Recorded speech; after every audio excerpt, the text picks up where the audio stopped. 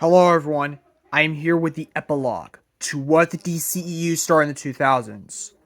Phase 4 has arrived. After 3 parts, with part 3 serving as the finale, part 4 will serve as the epilogue, and in some people's eyes, will be the finale. But let's begin the final part of the series, shall we?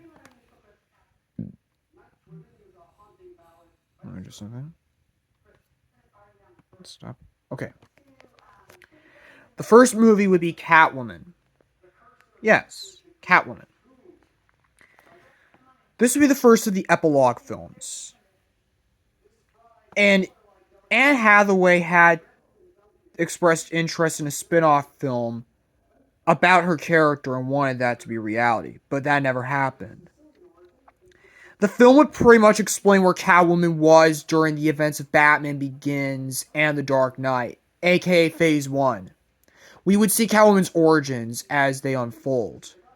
In terms of the villain, this would be Black Mask, with secondary villains being Firefly, Killer Moth, Calculator, and KG Beast.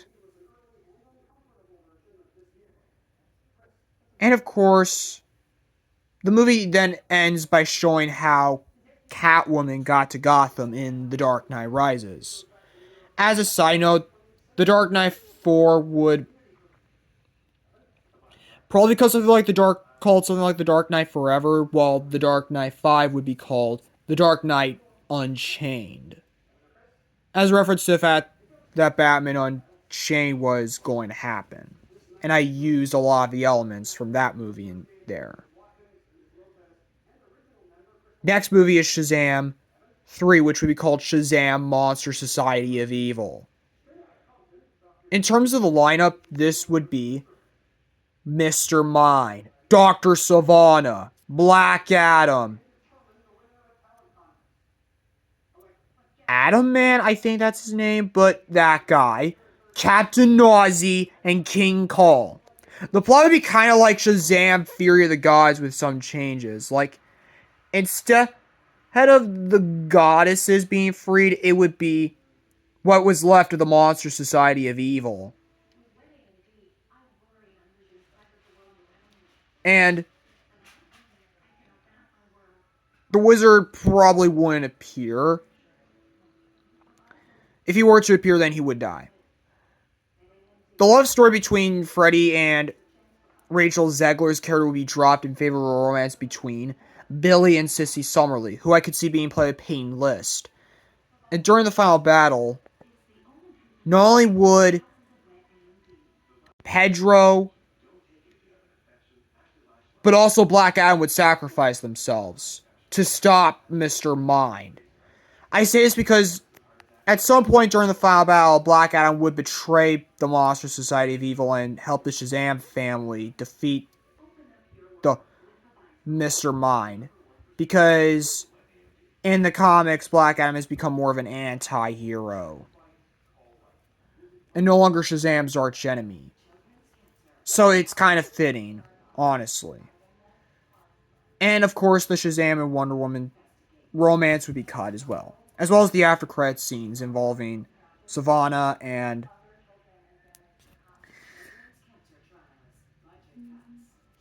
Billy joining the JSA.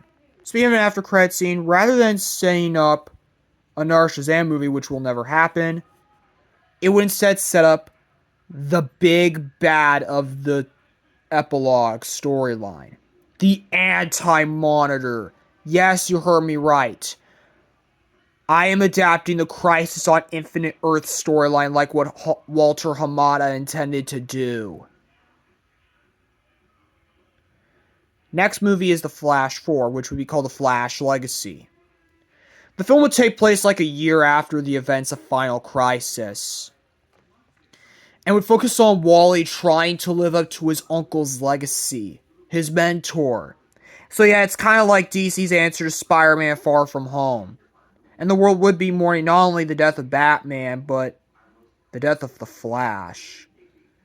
And Wally's trying his best to become as good of a hero as his uncle. Even trying to be his own hero, separate from his uncle. Linda Park would also appear in this movie, and she would be played by Zendaya as Wally's ex. It's revealed that they broke up because their relationship started going downhill. Tara would also appear more, and we would see more of her relationship with Wally grow. In terms of the villains, they would be the rogues yet again. It all comes full circle. In terms of the rogues, they would be the Thinkerer, Golden Glider, Pied Piper, and the Trickster. The latter of which I could see being played by Charlie Hunnam or Ryan Gosling, even though I'm not a huge fan of that guy. But the Thinker, I think Pierre Capaldi could have still played him. At some point in the movie, Iris dies, and her death would mirror Aunt May's death in No Way Home. In the end, Wally would stop the villains, especially the person who killed his aunt, the Thinkerer. There can even be a scene where the Thinkerer taunts Wally about how he's more like his uncle now, and Wally could just nearly kill the Thinkerer but stop. And in the end, he has completed his arc of living up to his uncle. The ending would also set up the next Teen Titans movie, which would be Teen Titans 3. And that would be the Terror of Trigon, and would adapt elements from the season 4 finale of Teen Titans. As for Trigon, I would see him being played by Jeff Bridges. In terms of new members, they'd be Hotspot, played by John Boyega, and yeah. That's all I could say for like a new member. However, a big sacrifice would probably be Donna Troy's Wonder Girl, as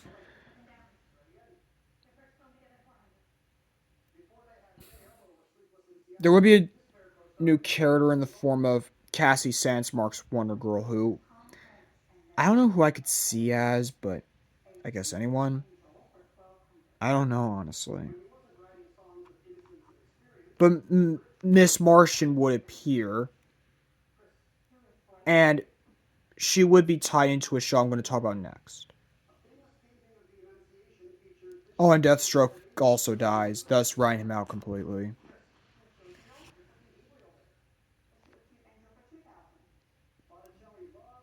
Next movie is not a movie per se, but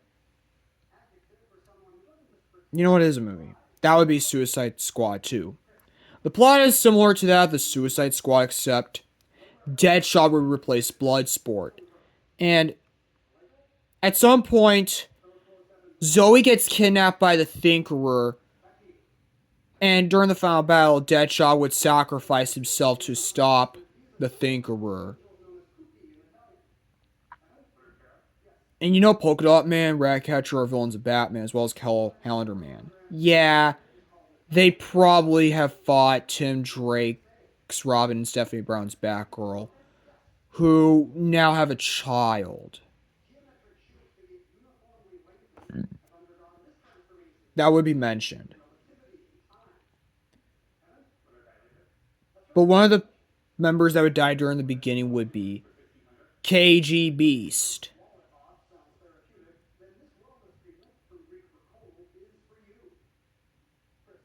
Next movie is The Dark Knight 6, which would be called The Dark Knight Beyond. The film would focus on Terry McGinnis, who is like a teenager. In terms of who I could see as Terry, I'd say maybe Noah Jupe could have been good as Terry. Since I kind of tend to picture him as Batman's son, you know, Noah Jupe as Batman's son, yeah, it'd be kind of like that. In terms of the villain, that would be Blight, who I could see being played by Ben Mendelsohn, the perfect casting choice right there. Remember Ben Mendelsohn's character from The Dark Knight Rises? Yeah, that would be retconned to be a younger version of Derek Powers. In terms of secondary villains, they would be Shriek, who would be played by Derek Mears, and Inuik, who I could probably see being played by Eva Green or Marina Bakarian. I don't know. And instead of Bruce being the one who makes Terry the future Batman, it could be Selena, his mother, or one of Bruce's previous sidekicks like Dick, Barbara, Tim, or Stephanie. Or even all of them. I don't know. Alfred would be dead as well as Lucius. By this point, the film would take place in the future. And also, I need to say by the future, Dick and Starfire would have been married and would have a child. Like in the comics, in some alternate future. The after credits scene would set up the Crisis on Infinite Earth storyline, which is Justice League 5, which would be called Justice League Crisis on Infinite Earths. Apparently, the Earths start merging together, like the multiverse is starting to break apart after the Flash 4, as there would be another after credits scene setting up the Anti-Monitor. And of course, the Justice League, or at least what's left of the Justice League, the semi-JSA, the Teen Titans, who are now like the only active heroes at this point in time, as well as the Suicide Squad. Side note, in Suicide Squad 2, it would be mentioned that Harley Quinn's new fiance in that film was actually her high school boyfriend. But they would all come together for the big threat of the Anti-Monitor. And it would end with a big event that separates all the heroes. Like, Martian Manhunter and maybe Aquaman would die. Oh, and Arthur Jr. will also be older. But Aqualad would die. Likely in Teen Titans 3, maybe. Just maybe. But I don't know. But Aqualad would die here. And the movie would end with on a cliffhanger where Wally and Tara end up on another Earth and they meet someone. Played by Jace Norman. Next movie is Blue Beetle. Movie's the same except it's not part of the timeline. It's more of a non-canon film.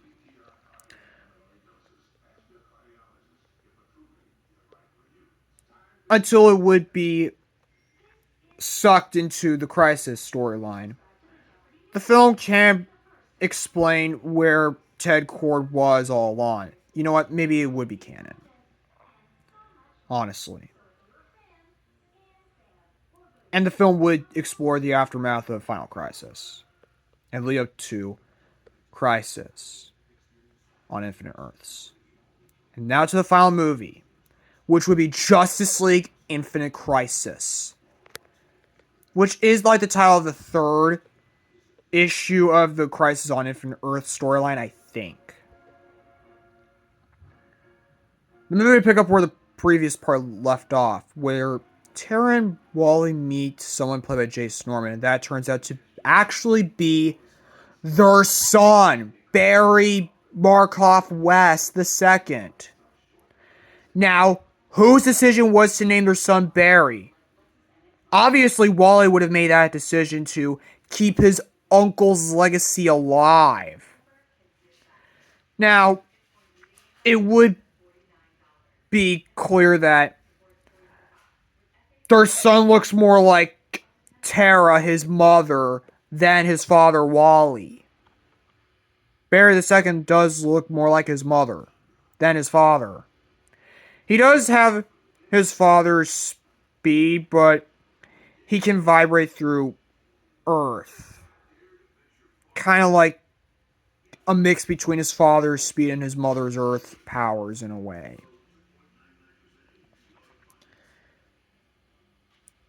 And it can be revealed as to what his life was like before losing his parents. Yet, it would be revealed that Tara and Wally die when Barry II was young.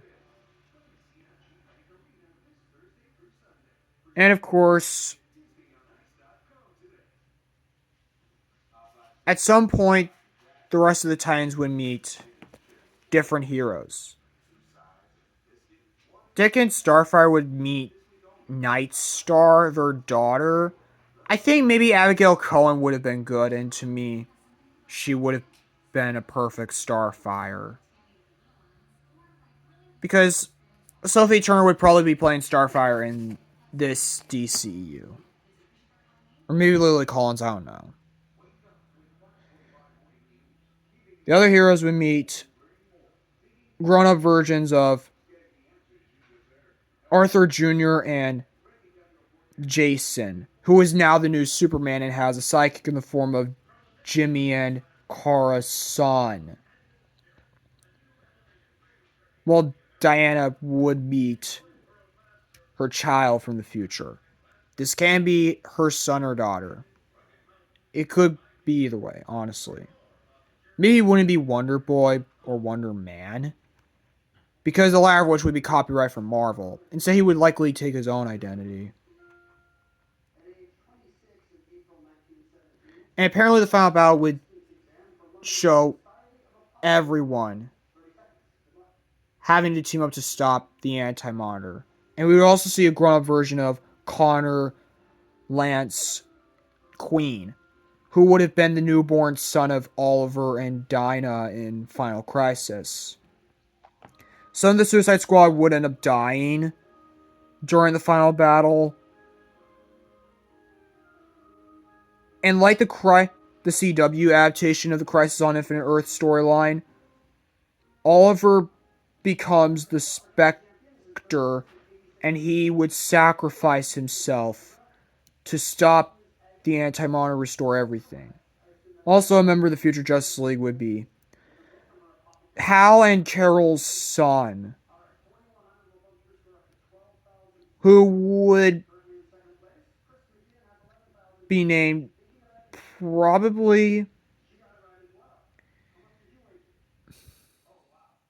I don't know who, honestly. Maybe after Toma Rain, like an Earth language. And of course, Terry would also participate during the final battle. And when everything is set back to normal, everything has changed in the end. All the dead heroes, including Batman and Barry, are alive again.